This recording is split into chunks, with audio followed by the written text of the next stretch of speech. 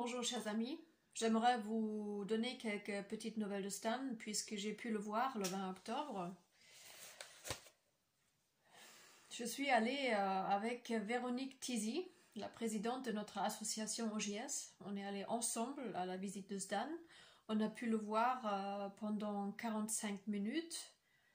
On était à 1,50 m de lui, donc distanciation obligatoire et masque, porte du masque obligatoire aussi.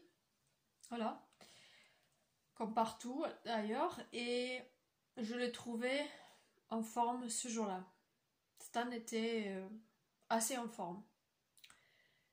Maintenant, on a quand même remarqué que ses bouts de doigts étaient noirs. C'est-à-dire, après le médecin, c'est la dévitalisation, c'est-à-dire un manque de vitamine C grave. Ben oui, depuis le temps qu'il essaie de choper quelques vitamines dans l'alimentation carcérale, et ça dure déjà depuis 1 an. Je vous rappelle que Stan a des tumeurs dans l'oreille, dans les reins. D'ailleurs, les reins sont complètement à plat, la rate. Il a eu un effondrement grave de tout l'organisme, perte de poids rapide. Les ganglions sont gonflés, les bouts de doigts sont comme carbonisés, noirs. Et le jour avant notre visite, ils étaient un peu moins noirs, puisqu'il a pu avoir exceptionnellement quelques pamplemousses. Et donc ça s'est arrangé tout de suite, ça se voyait direct. Quelle amélioration ça a eu sur sa santé. N'empêche que le docteur qui a fait des prescriptions de la vitamine C et quelques compléments alimentaires de base pour Stan a eu des graves soucis et à la suite elle était interdite par sa hiérarchie, donc le docteur Cheminet de CHU de Poitiers, de continuer de lui prescrire ce qu'il lui faut. Donc vous voyez où nous sommes. Ils sont vraiment acharnés pour que Stan puisse se soigner, pour qu'il puisse survivre, parce qu'on est là. On est à la survie pure et simple. Donc en le privant par tout moyen de vitamines, c'est une évidence que la survie pose problème. Parce qu'il avait demandé aussi s'il peut, par exemple, avoir des pamplemousses que d'autres détenus ne mangent pas, est-ce qu'il ne pourra pas les récupérer en cuisine? Et la réponse était catégorique, non. Il préfère de les jeter que de lui donner. Voilà, mais le plus grave, effectivement, encore, parce que, enfin, qu'il préfère de jeter que de donner, ça, c'est un peu le joyeux système dans lequel nous vivons. C'est un peu la même chose un peu partout, mais de interdire à un docteur de faire des prescriptions comme prévu par la loi, ça c'est quand même c'est de taille, quoi, c'est de taille, et ces gens-là ils ont aucune limite. Donc ça fait 1 an maintenant que Stan attend aussi de se faire soigner des dents. Vous vous rappelez, je vous avais raconté en mars, avril, mai.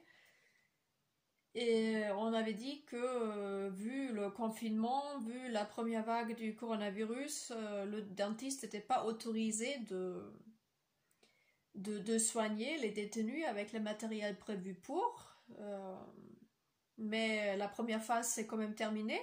L'été est passé et rien s'est passé. Bon, Stan, il a pu quand même voir un dentiste une fois qui lui a mis un pansement provisoire. Et pour faire ça, il s'est appuyé sur une dent à côté, une dent qui était déjà fragilisée, qui depuis est partie en morceaux, cette dent fragilisée. Et donc Stan n'avait plus envie de voir ce dentiste qui lui a fait perdre un dent déjà. Et donc il attendait de voir le collègue, seulement il l'attend toujours. Et maintenant on est parti dans le reconfinement et c'est parti pour un tour. Donc c'était un impasse, ce milieu carcéral, d'essayer de se faire soigner dans ce milieu carcéral, c'est un impasse, c'est sans issue. Enfin, c'est un peu comme dans toute la société, c'est de plus en plus difficile. Tout devient difficile, voire impossible, et en prison, c'est quand même une caricature de la société, donc tout est encore bien plus grave. Voilà. Donc l'heure est grave. C'est vraiment difficile pour Stan à l'heure actuelle. Et comme si ça ne suffisait pas, maintenant depuis le 1er novembre, ils sont obligés de mettre les masques. Aussi dans la prison, c'est-à-dire à chaque fois qu'ils sortent de la cellule, tous les détenus doivent mettre le masque, que ce soit en promenade ou dans le couloir ou pour téléphoner, il faut qu'ils mettent le masque.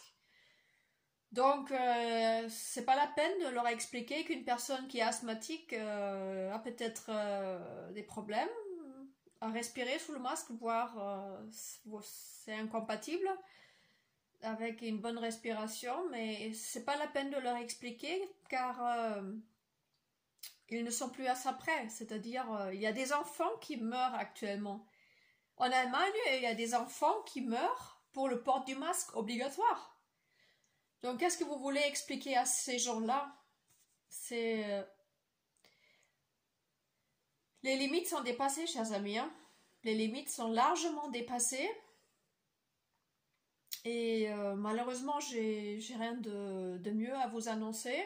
Depuis l'intérieur de la prison, vous voyez, à l'extérieur, c'est pas joyeux non plus, mais à l'intérieur, c'est encore plus caricatural. Ça l'a déjà été avant pour Stan, mais là, vu que tout se dégrade, toute la situation se dégrade pour tout le monde, forcément à l'intérieur aussi, et c'est difficile, hein. C'est difficile, je suis désolée, j'ai pas mieux à vous annoncer. Voilà. Il est quand même, il garde le moral, quoi qu'il arrive, et c'est tout ce qu'on peut faire, hein. Il faut qu'on garde le moral, mais les limites sont largement dépassées. Bon, voilà, chers amis, pour les petites nouvelles du moment. Je vous remercie pour votre écoute. À très bientôt.